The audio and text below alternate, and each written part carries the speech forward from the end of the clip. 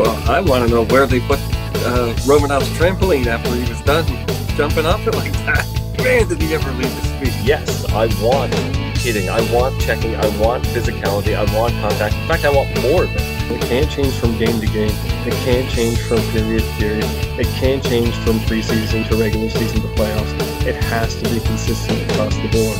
I love the game. That's why I care about a state. Can't have it both ways. We always try and have it both ways.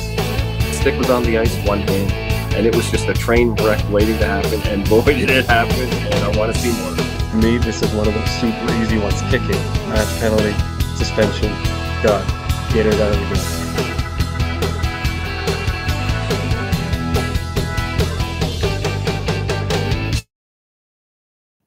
Hello, hockey humans of the world. Welcome to Tough Call Podcast, Season 5, Episode 6, covering the week of October 31st to November 6th, 2023. Coming up, I'll be looking at the Mangiapane crosscheck to Jared McCann, the Barzal stick swing, the Brad Marchand slewfoot trip / attempted murder combination, depending on who you talk to, and I'll talk about the code in general. When should players have to fight? And specifically, why didn't Ryan Reaves fight Marchand after that incident? You're going to want to stick around for that one. As always, if you want a more in-depth breakdown of any of the incidents I talk about here, and for even more hits and questionable plays, check out Tough Call on YouTube and subscribe to that channel. While you're here at the Heavy Hockey Network channel, you might as well hit the subscribe button here right now too, so you don't miss any of my future episodes. And you can check out all of our other podcasts like the Oilers Live podcast and Fantasy Hockey Hacks podcast, which both of those shows are friends of Edmonton Sports Talk. We've also got the 99 Forever podcast, the Paddle Down podcast, and lots of great content on that YouTube channel. Also, visit www.heavyhockey.com for all of our latest articles. And with that, let's get into our first segment, the Weekly Total Fines and Suspensions, or WTFs.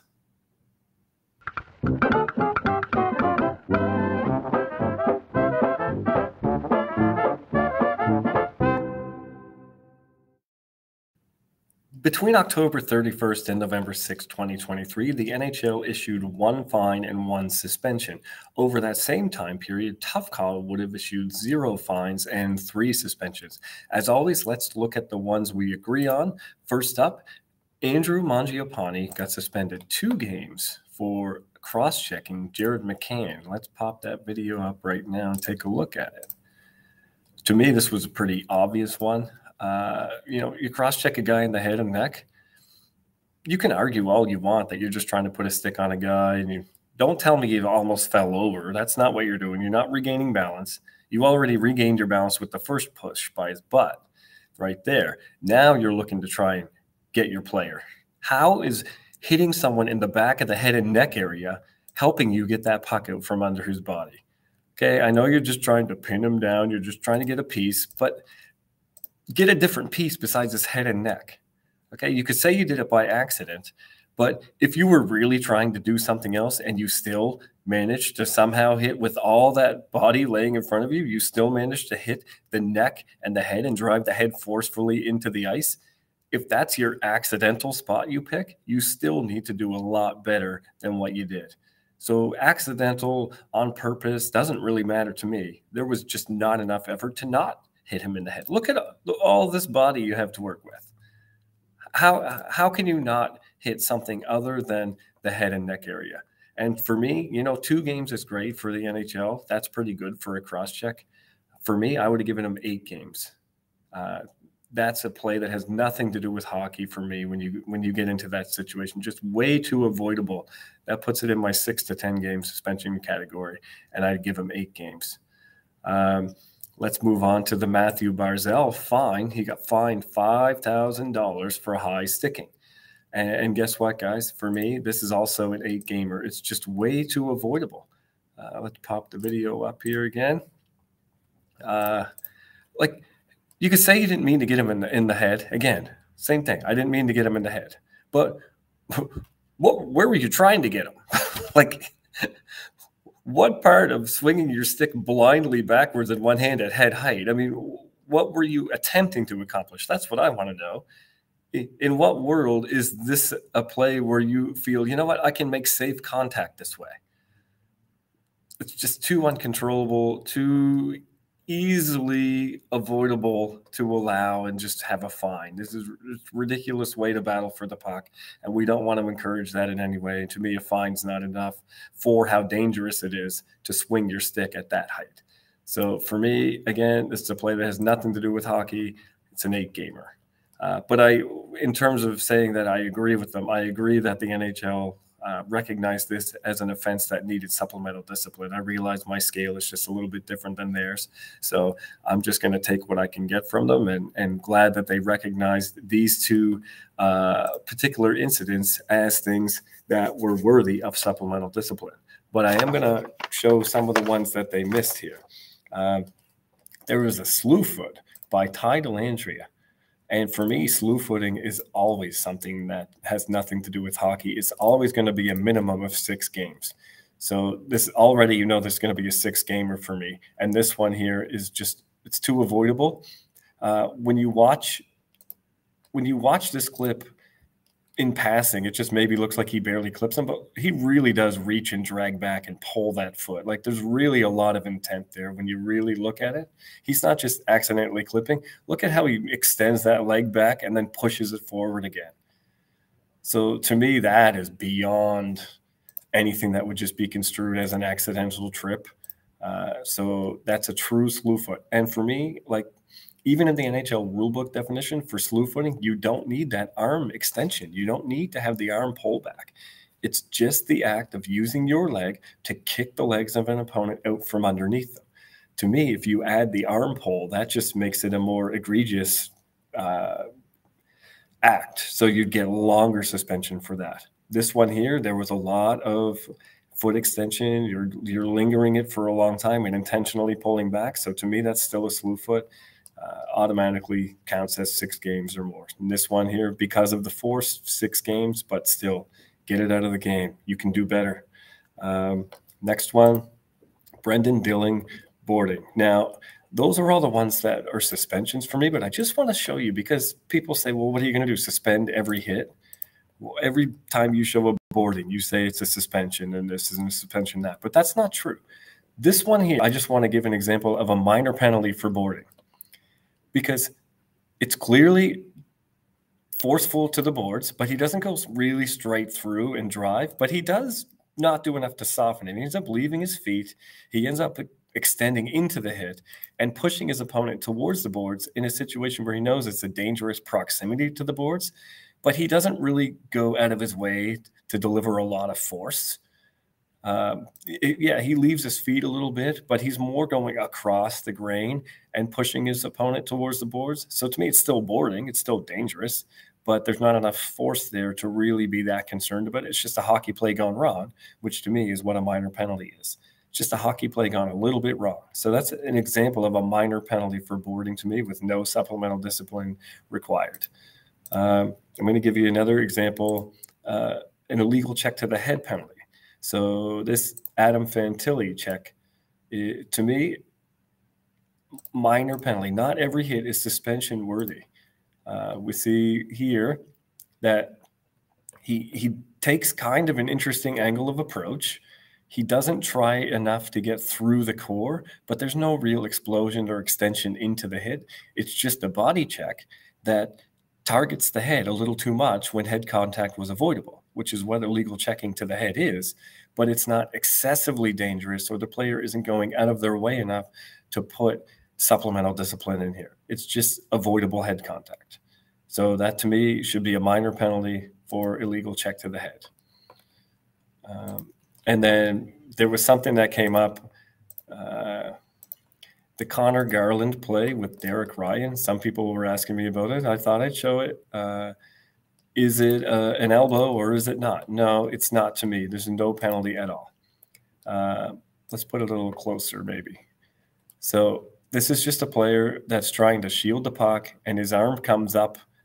That kind of stalled a little bit. His arm comes up in the act of turning with the puck and trying to make a hockey play.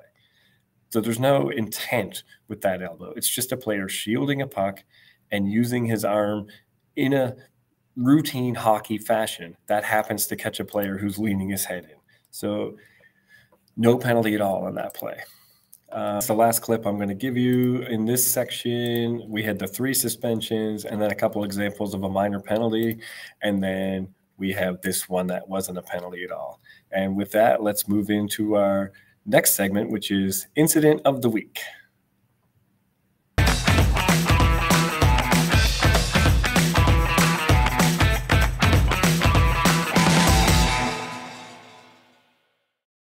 Probably have noticed that there's one significant event that was not included in my list of suspensions that I would have given, and that's the Brad Marchand incident with Liljegren going into the corner. And this is my incident of the week. To me, that was just incidental or accidental tripping. No intent there, no slew foot, no dangerous trip. It was just 2 people getting position, going for the puck, and a puck battle that ended up sort of disastrously for one of the members. Now, I did 3 videos on this, at least on my Tough Call YouTube.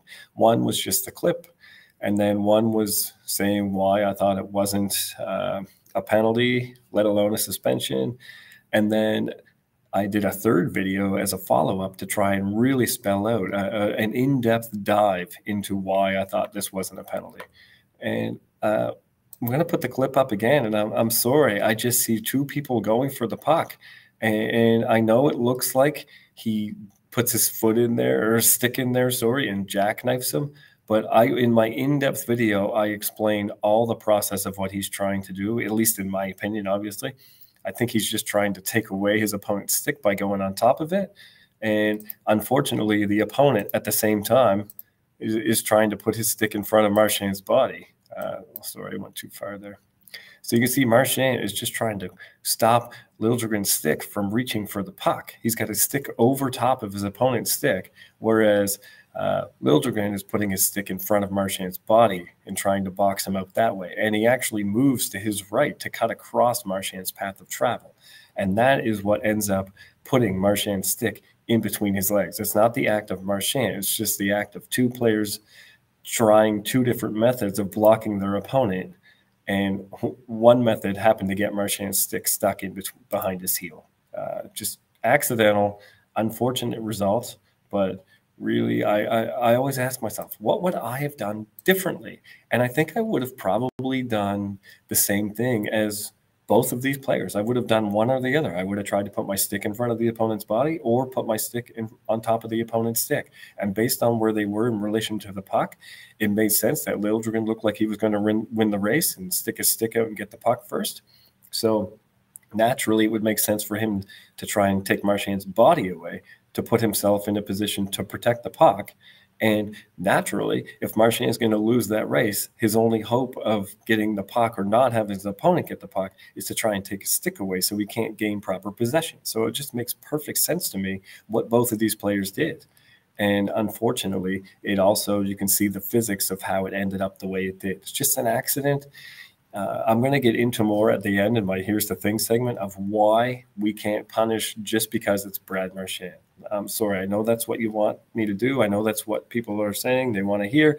Yeah, but it's Marchand. Don't give him the benefit of the doubt. But if you do that, all is lost. So that's the incident of the week. Now we're going to take a look at the clean check of the week. Because guess what, guys? I love clean body checks. My whole YouTube channel, just because I put something on here, I should put a clip of something, doesn't always mean there's something wrong with it. I put a lot of clips where I'll even call it clean check, and people will say underneath, oh, it's clean. I don't see the problem here. I'm missing something. This isn't a tough call. And I'm thinking, yeah, I know exactly. Not everything I post is bad because I also want to show you what I want to do. And this is an example of what I want to see. Mo Seider doesn't explode or extend significantly. He's just in the path of his opponent where they just run into each other. It's perfectly clean, body through core to core contact. Verhege does a great job getting his head out of the way, by the way. We always talk about the person getting hit and trying to blame them, saying they made themselves vulnerable. Well, in this case, Verhege does a great job of getting his head out of the way on contact. See him just pull up to his left ever so slightly? Because otherwise Seider's arm may have gone into his head, but it would not have been anything that Seider did. He's just going low through the body. When you look at how low Verhaeghe is, if we back that up just a little bit, look how low Verhaeghe is and look how low Seider is. So it's a miracle that most of Seider's body is underneath Verhaeghe's chin, and that's by design. And people always say, well, what do you expect a 6'3" guy to do? Hit on his knees? Well, no, I expect them to do this. Stays perfectly low and approaches contact low. Now, he does shrug up a little bit, like I said, but that's more of a shift to his right to maintain the path where Verhaeghe's going to slip by. And as you can see, there's absolutely no danger of that head being hit by the shoulder. It was all butt and core through core. So great job by both parties to make that hit as safely as possible. The clean check of the week. Now, I do have, this week, there's an honorable mention. I just want to show you another one. Tenorti on Kraus. Whoa, baby. I love clean checks, and these are things that can happen all the time. Open ice, thunderous contact, as long as you do them right. Like, where's the problem with that? Yeah, it's huge impact, and the player goes flying, and that's what we all want to see. But there's no danger. We stay low. We approach contact the right way. Let's watch it again in fast motion and just enjoy it here for a second. Boom. Yes. That is fantastic stuff. Clean. Everyone's happy. Everyone goes home happy after that, and everyone gets up and just plays the game. There's no fight. There's no nothing. Just that's what hockey should be. I want the contact. I just want the right kind of contact. Whew. Now, with that, let's get into the buy request.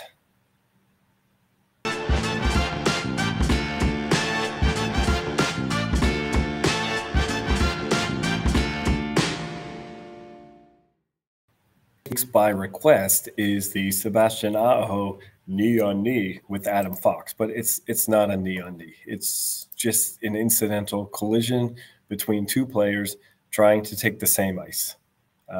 Let's put that a little wider so we can see the whole thing. You can see how Fox is trying to shift away from Aho, and Aho is basically caught in no man's land. He's about to make contact here. There's actually going to be shoulder-to-shoulder contact, and he's just like, what should I do? Should I stay in my lane? Should I not move? What should I do? What should I do? And Fox just appears as if from nowhere. And you can see Aho doesn't do anything.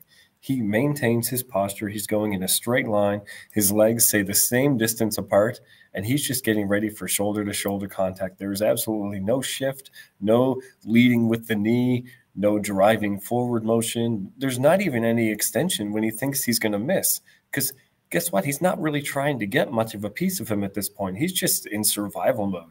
He's just bracing and hoping that things don't go wrong for him.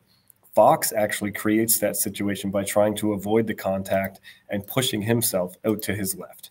So that one, if you watch it from behind here, that's more on Fox. If he just kind of goes in there and stays in that contact, it's probably mostly shoulder to shoulder and core, and we could sort out who's interfering with who. But right there, Fox pulls most of his body out of the way, but doesn't get his leg out of the way. And that's not on either player, really. They're both just trying to deal with contact in different ways. Aho's choice was to brace and prepare, and Fox's choice was to try and avoid it completely, and he didn't get out of the way far enough in time. That's all that was. So to me, it's not even a penalty, let alone a suspension, and absolutely nothing at all relatable to a knee, intentional kneeing. Not even a trip. There's nothing that suggests he's using his leg to do anything other than hold his ground. So that's where I'm. Final segment. Here's the thing, and I'm actually going to talk about a few things to end the show off. First of all, I'm going to talk to you about the Seattle Kraken Colorado Avalanche game on October 17th. A minute and 20 into that game, Jordan Eberle had to fight to avenge his hit where he broke Andrew Cogliano's neck, if you remember, in the playoffs last year. So he had to fight a minute and 20 into that game. Well, guess who else got injured in that series? Cale Makar hit Jared McCann, and he got a one-game suspension. How come he didn't have to fight? What's the code here? Why did Eberle have to fight and avenge that hit, and Cale Makar didn't? Is it because he got a one-game suspension and Eberle didn't? Is that why? Does that make sense? To me, it's just because he didn't get punished by the league, now he's got to fight right away, whereas Cale Makar got suspended one game. Is that really good enough? he still injured your teammate. Don't you still want to avenge that hit just as much? I don't get this, because we've had players that have been suspended for 3-4 games sometimes that have still, in their first game back against the team where they got suspended against, they still had to fight. And the game actually would have gotten out of hand, supposedly, if they didn't fight. And we praise these people for doing it early. A minute and 20 in. Oh, yeah, let's get it out of the way. Let's get it over with. Everyone knows it's going to happen. So let's get it over with now so the teams can just settle down and play hockey. That makes no sense to me whatsoever. Why, in one case, does he have to fight and the other player didn't have to fight, especially when it's the same two teams? I'd be like, oh, yeah, well, if our guy has to fight, then your guy has to fight for injuring our guy. Where's the code? Where's the logic? Where's the consistency? Not seeing it. That's all I'm going to say on that. They do play each other twice in November. They play each other on November 9th and then again on the 13th, which is obviously both of those are next week. It'll be interesting to see, especially now in hindsight, does Cale Makar have to answer for his hit now that we've seen it happen already in one game? There's 2 more chances for it to happen. And if this code is worth its salt, it better happen, because 1 game suspension, what is that? It doesn't really mean anything. What if he got fined? What if Jordan Eberle got fined? Or what if he was suspended 1 game? Would he still have to fight? I bet you he would have. Is it because it's Cale Makar, because he's a superstar? That shouldn't matter either. Superstars can still do dangerous things. They should still have to pay the piper, shouldn't they? The code should protect everybody, and everybody should be subject to the code. Isn't that right? If we're going to be consistent and we're going to be honest and we're going to be just and it's supposed to be honorable, it should include everyone and they should be treated equally. Don't get it. Another example of some cross-checking, more evidence of a cross-checking crackdown that I've been talking about in previous episodes. So I'm just going to pull some up here. Now, they're not bad. Again, they're just minor penalties, but this is what we want to see. We have a cross-check net battle in front of the net, and we have a cross-checking penalty. You just can't take someone down. It's not much of a cross-check, but it's enough of a cross-check that it impedes that player from behind from doing his job. And if this is the standard, I'm loving every second of it. Another one coming up here is Robertson. Yes. Let me load the clip up here. So again, I'm showing you different kinds. This is more of a board battle, a push off. And all you're trying to do is gain position and stop your opponent from moving forward. You're just pushing off them, but you're using your stick up in 2 hands to do so. Not much force, but you're impeding the player enough that it should be called. And this one was called. That player has every right to play that puck and try and make a turn. You can't just push them off with 2 hands. Good call. In my opinion, that should be the standard. Texier on Cousins. Now, so we had one in front of the net. We had one sort of in a positional battle. This one is more of a board battle. It's the same. It's similar to the one we just saw, but there's a ton more force, and it's more of a true board battle. A little bit more of a blatantly obvious one. Definitely should be called, and was. That's, if the other one was borderline, which I get, this one was not. It was easily a call. And then now we'll get to another one in front of the net, kind of, Matthias Ekholm on Höglander. And Ekholm was disappointed in this call, but you know, you could say he dove. You could say there wasn't a lot of force. You could say you didn't mean to get him in the face. But what do you have your stick up like that for anyway? If you're defending properly, your stick shouldn't be up in 2 hands at neck height. So, you know, this is an easy cross-checking penalty. Now, the force and the contact, you could look at and say, was it enough for a suspension or a fine? And obviously, I decided it wasn't. But in terms of an obvious minor penalty, oh, my God, I don't know what he's arguing there. Definitely easily a penalty. And this one here, though, unfortunately, was no call. Pavel Zacha on Lucas Raymond. So we do have a little bit of work to do yet, because that was a pretty obvious one right in the middle of the slot, and it wasn't called. But, hey, things are going to get missed. We've noticed a recognizable increase, for lack of a better term, in the standard. There's a little bit lower of a tolerance for these cross checks. So yeah, this one was missed and it probably should have been called. But you know what? Overall, I'm noticing a promising trend of consistently calling these things. Again, I don't want to get my hopes up too high. I said that in the first couple episodes, but over the last few episodes, I've pointed out more and more examples where I just have to accept that maybe it's real this time. Maybe it's actually going to happen, and we're going to see cross-checking go the way of obstruction, and that would be just lovely for me. Force these players to use proper body positioning, force them to defend. Now, my last topic, as promised, was Brad Marchand and his incident with Liljegren. We are judging that, or a lot of you are judging that on who it is and not the incident. You can disagree with my assessment. I mean, I'm just a guy watching the video, same as you.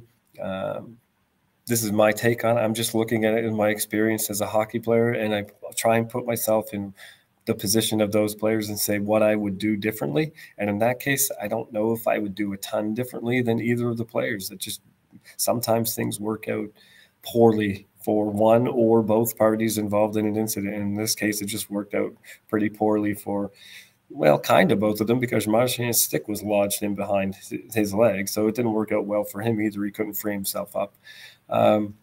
But you can't suspend just because of who it is. Whenever I look at all these incidents, whenever I look at any play, that's why a lot of my videos don't have sound or anything, because I want to take all the noise out. I want to take all the bias out.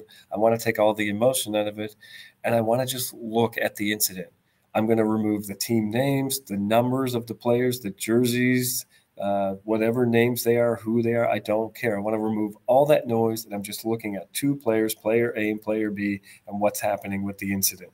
And I'm just showing you a full speed clip, a couple of slow-mo replays, and then a couple of super smos, and we're done.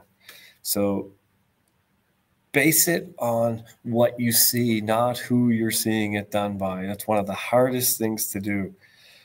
I know there's a lot of people that have a bias against Marchand, but honestly, when you look at it, tell me what you would have done differently. That's what you have to ask yourself. And if you can say, I would have done X, Y, Z, and put it out there, that's great. But don't just say he doesn't get any benefit of the doubt because of who he is, because that's not the way to judge your initial assessment.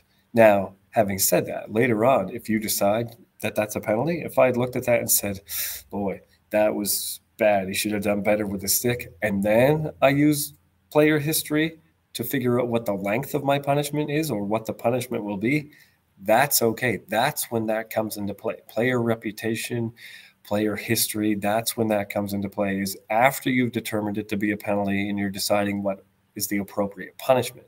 But you cannot use that to tilt the scales of justice for whether you would call something or not.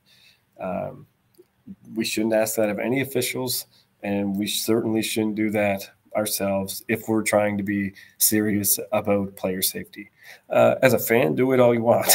Absolutely. As a fan of the sport, kick him out of the game. He's dirty. He's gutless. No benefit of the doubt. I have no time for this guy. That's great.